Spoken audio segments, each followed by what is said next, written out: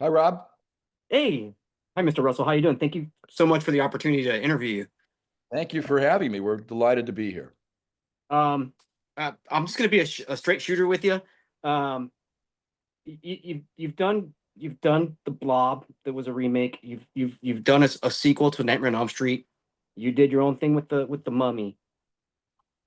How do you go into doing Witchboard? Because everybody can go back and see those movies and they can see you did something with it. You did your own touches to it. I mean, Blob is a classic to a lot of people. It's probably one of the best remakes, next to The Thing as well. Um, uh, the what you did with the Mummy and the Scorpion King.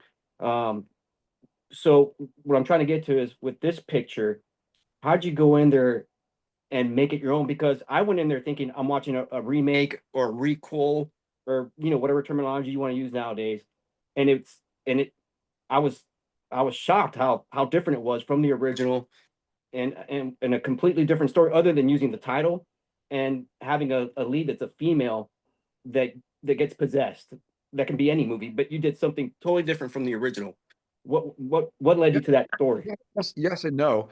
Actually, the director of the original was just last week saw the film for the first time. We invited him to one of our special screenings, and he loved it. So he knows, and I know, we honored the original, and there were many key points. So we didn't just discard it. However, I don't really do remakes. When we use the word reimagining, sometimes it sounds really pretentious, or basically maybe it sounds like bullshit. But the point is, I wouldn't do these things. These are important pieces of pop culture that I think are very resonant. So when I redid The Blob, it's because it should be remade. The original Blob was great for the 1950s, was actually a very small film then. And I wouldn't have touched it if I didn't think I could blow it up and do something far better by today's standards and bring something original to the audience. Same thing happened with Witchboard. It took me this long to want to return to horror because I liked my first two horror films that much. I didn't want to go back to horror until I feel like I top myself in the genre. So Witchboard had been presented to me before, but I felt there had been too many Ouija board movies. But I was developing an original script about pendulum boards, which are a strong, real mystical thing that's been around since ancient Egypt and were predecessor to Ouija boards. So I thought, why don't I combine this and make the movie my own, bring in new characters? But there are many touchstones to the original. But why do a slavish remake? Those were great movies in the 80s, but they were actually very low budget films. Yeah. I thought I could bring a big high production value, really scary, very imaginative film that was a vehicle for everything I hadn't done in horror yet and wanted to try. So you're going to see quite a variety of wild set piece scenes, kills as they call them. But to me, it's all about the characters and a deep story to make you care about those characters enough to make the really scary parts work. Well, talking about the characters, my the character that stood out to me was Richie. I really loved him. I wish there was more time with him, to be honest with you. Ellie And Tahan, awesome from Ozark. He's a terrific actor. he was great. Like I said, I wish there was more time with him. And anything that took place in the past, with the bishop, I thought the you could have made a movie just about the bishop, hunting witches, and it probably would have been great, leading to a sequel to where we're at now with the witch board. I think that he stole every scene he was in, to be honest with you. David La Haye is a very well-known Canadian actor, and I used him speaking French because I was in Montreal and I thought it brought more authenticity. The story takes place, the origin of the witchboard is in 1700s France, so I wanted to be true to that as well. Things are more frightening when they're resonant and authentic, and then we just go off the charts with the potential for that, the fear and the magic involved. Like I said, I anytime the movie did those past scenes, I thought that really stood out in the movie.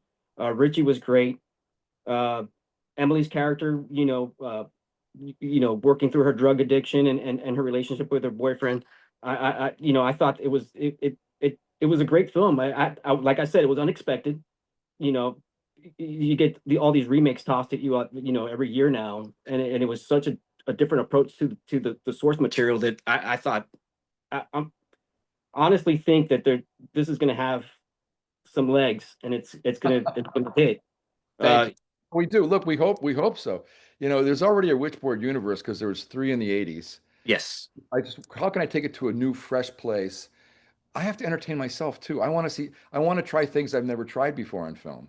So the wilder scenes were a bit experimental, but I think they work really well. I think the movie starts kind of kicking into gear when Chris goes to the party, and after that, it's when it starts rolling, and that's when I really got stuck with it because I'm on vacation actually right now, so I had to watch it from my phone Oh under a sheet. no. Oh no. Well, look, you know what? I think it should play well on a phone. But the thing about Witchboard, I used all my craft from my studio films to make this a big glossy production. I wanted to give the audience a real ride. So the from the music to the sets to the visual effects, it plays really well in a theater. So I encourage our fans to go out and see it August 15th while it's in theaters exclusively. And yeah, Is that it's gonna is play on. that is that I'm sorry to cut you off. Is that going to be a limited run, or is that going to be something Well, nationwide? if the way things work nowadays, it's unlimited if people keep packing it. We'll be in for sure for those first weekends, but Okay, it'll be in your local theater August 15th, and check it out our website, Witchboard Movie 2025. We'll have tickets on sale, I think, in about a week, right on the website for the August 15th release. awesome. And before, I know you said that Kevin got to see the movie. What did he during production? Was he involved in any way, or is it Oh, just? I respect the original. On the other hand, it was a big departure. Yeah, it was. He was happy for that we're doing it because it carries on that legacy. So he was delighted we're doing it. He left me to my own way, and it was the first time he saw it, and he was authentically excited. He put out a review on the internet that's just glowing. So I was happy. There's things you may not know if you hadn't seen the original lately, but there was a love triangle. There's the very famous shower scene. Yeah, yeah. I was. I remember that. I remember the shower scene. So when I saw that in the movie, um, I thought yours was more effective because you had the shadows coming towards the glass door. It felt more suspenseful than the original. But yeah, when it was going on with your film, I was like, wait, I remember that. That's from the original. So I had to go back and watch, zoom through it really quick off Tubi because I'm out of town, so I can't go through my DVDs. When you can enjoy it, see it in the theater as well. Oh no, most definitely, most definitely. But like I said, I it was unexpected. I really enjoyed it. And I'm glad to see you back behind the camera. Oh To be man, honest. I've been doing my thing in my own way over the years, and I've done all kinds of genres. But this for me is a very special return to the horror genre, and I'm personally satisfied with this film. So I hope the audience has responded to it really well. But I will not keep away from horror to this extent again. I wanted to top myself for myself and for my fans.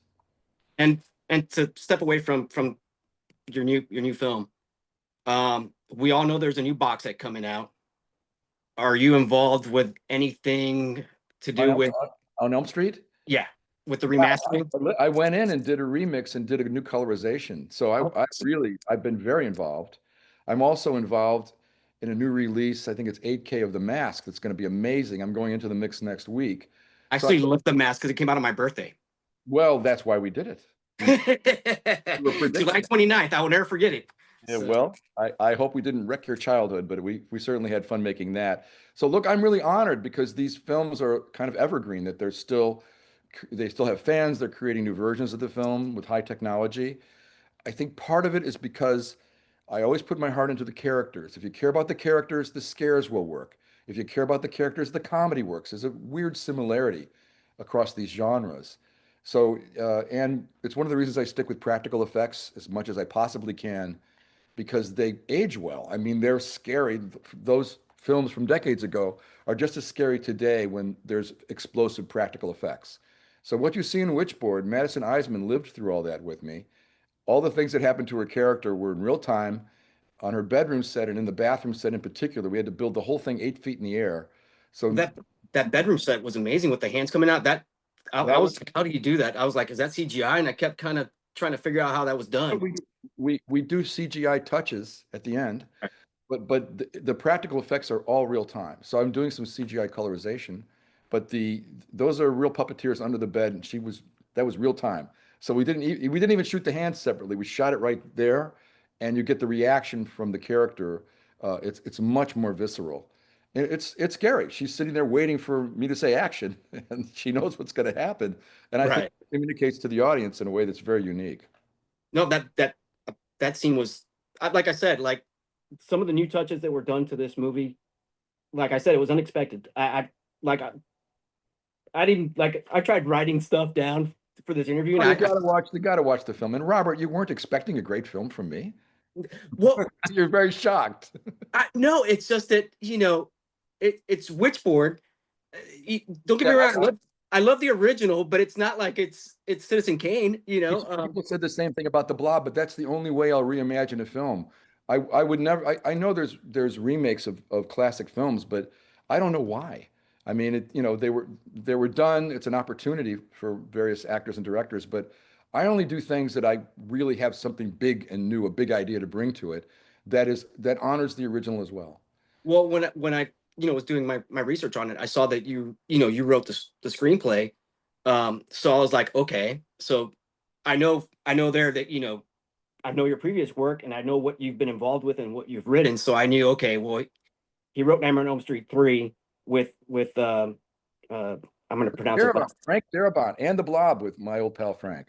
and I knew it. I was like, okay, and Frank has gone on to do some amazing stuff.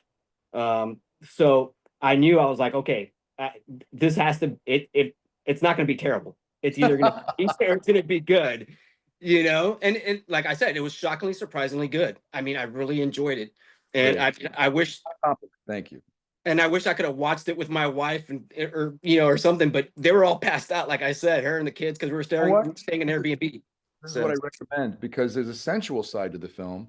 Because as I was shooting it, really, I realized there was a sensual side to Wicca and our cast. So some of the music and the atmosphere in New Orleans, and some of these amazing cast members, and what Wicca is seductive. So there's that element. We've found ladies love this film that are a little scared of horror films. It's frightening, but it's also very beautiful and seductive, which is what Wicca is to me. right. So take your wife to the theater. I really appreciate it. I'm very grateful for you taking the time. Like I said, the film was unexpected, but it shouldn't have been unexpected knowing your previous work. Well, look, man, I really appreciate it. I encourage the fans to check us out on Witchboard Movie 2025 on our website. And Yes, tickets will be even on sale, I think, in that website in about 1 week. perfect. Thank you so much. And once again, hopefully the rest of the day goes perfect for you. You can be in and out, man. I know it's a Friday and you want to possibly go out. Exactly. Enjoy your weekend too, man. Thank you. All right, brother. Thank you so much.